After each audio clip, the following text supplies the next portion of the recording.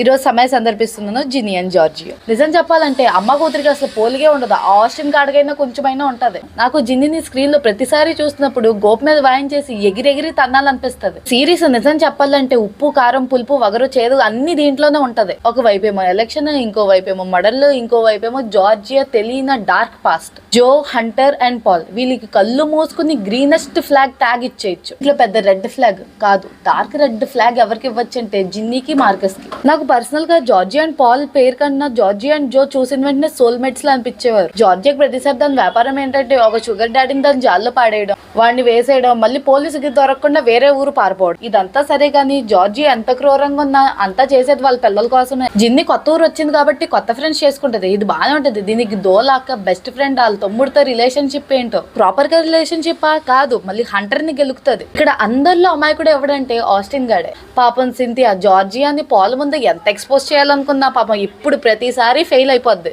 ఇంకెంత నా కష్టాలు మళ్ళీ చెప్తే మీరు ఏడుస్తారు. మళ్ళీ కలుద్దాం వేరే వీడియోలో.